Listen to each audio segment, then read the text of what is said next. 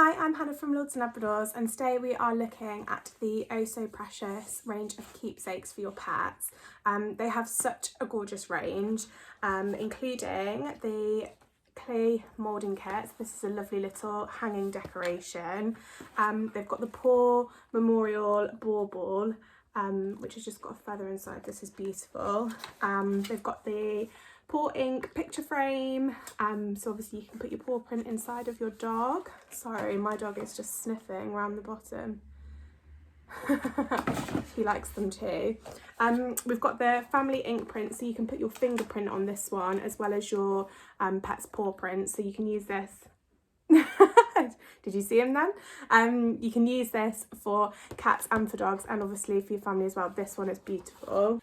This one is a fantastic one as it has got the clay moulding and also a place to put a photo as well. So this one's a great way of like remembering a pet.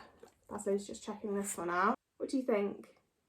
We're gonna have a go in a minute. So this is the paw print and clay mould photo frame. So there's a space for a clay moulding of your dog's or cat's paw print, and then a place to put a picture as well, and a lovely beautiful frame to keep it in. This one's really special. Next we have the ink pad. So if you wanted to just have the paw print and then put it in your own frame, this is a great one for you. It's just got literally the ink pad and then some card to print it onto. So it's a beautiful little one, this one. And this one is much like the clay moulding kit, with the space to put the photos, but instead it's the ink pad, so obviously you can have the print and then a lovely place to put a photo of your pet as well. So today we're going to look at the paw print ink pad and just show you how this works. So I've got the extra large here. This does come in 2 sizes, but I've got a Labrador, so I wanted to make sure there was plenty of space for his paw print to go in. So I'll just open it up so you can see exactly what you're getting inside. So you get a piece of card for you to put the paw print on, and then you get the ink pad. Now the fantastic thing about these is they're mess free, so you open them up and it does say which side, if you can see at the bottom there, it tells you which side at the bottom there the ink is on. So all you have to do is literally line it up, and on the back it's completely, you can see there's no transfer, so it's completely fine for your dog to literally put the paw print on. The paper goes on the back where the ink is, then it literally presses on. So I'll show you exactly how this works. So I'm just gonna put a licky mat down, leave, to keep him occupied, so I can show you exactly how this works.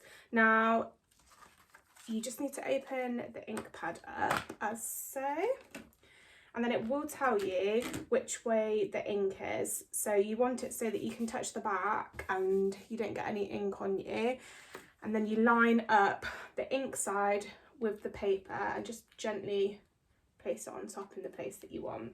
I'm just going to pop this down like so, and then I'll let Baslo go on, then you can lick that, go on then.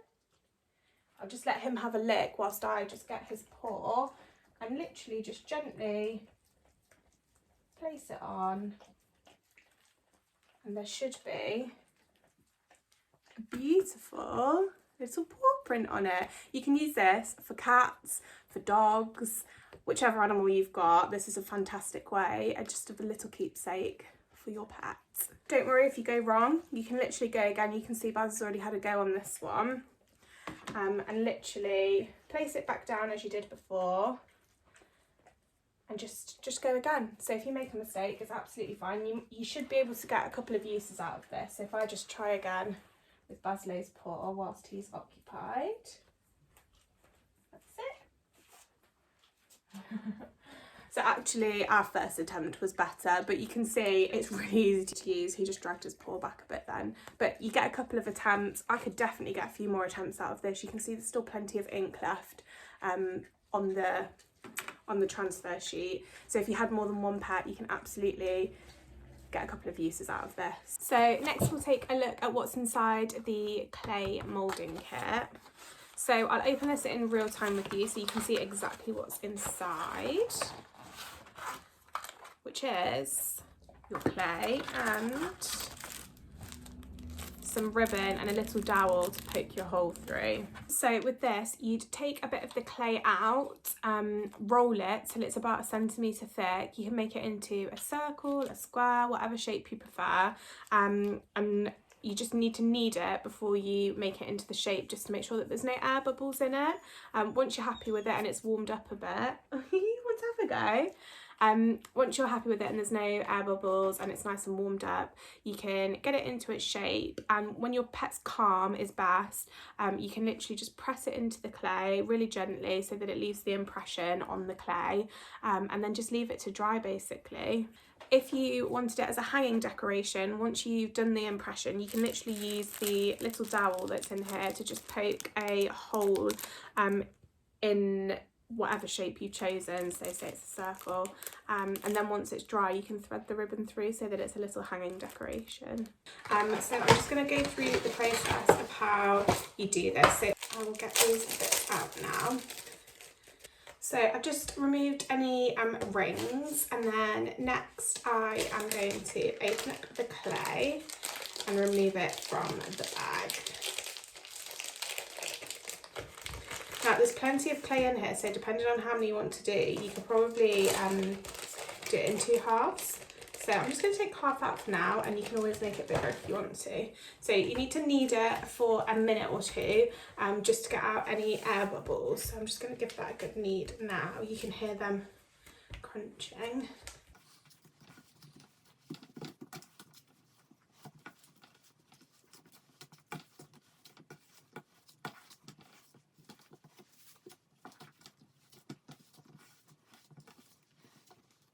So once you've given that a good knead and you know that there's no air bubbles, you just need to roll it up into a ball, and then get a rolling pin. So get your rolling pin and then roll your clay out. So you want it to be fairly thick, so that it doesn't break once it's dried. Now you could just shape this as it is, or you can use a cutter if you want to cut a shape out of it. It's completely up to you. Probably, to be fair, this is quite a good circle. So I'm probably just going to leave it as it is. Next is the tricky bit of getting your pet's paw print. Press his paw print into the clay.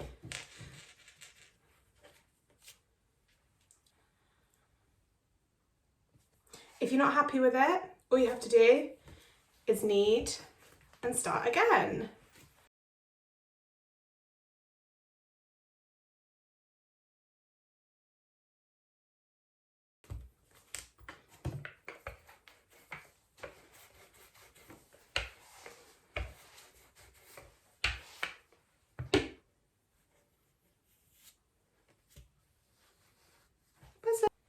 Good boy. So if you wanted to hang it, now would be the time you get your little dowel and then just poke a hole in the top. Trying to work out where the top is, like so, and you'll just need to push quite hard to make sure that it goes all the way through because it's quite stretchy. And then we have a beautiful paw print casting. So you leave that to dry. It can take up to 48 hours for it to dry, and then once it's dry you will hang the ribbon through, thread it through, tie it, and you've got a beautiful casting of your pet's paw. So you could use this for your dog, your cat, your rabbit, even your children if you wanted to. So yeah, it's a lovely keepsake.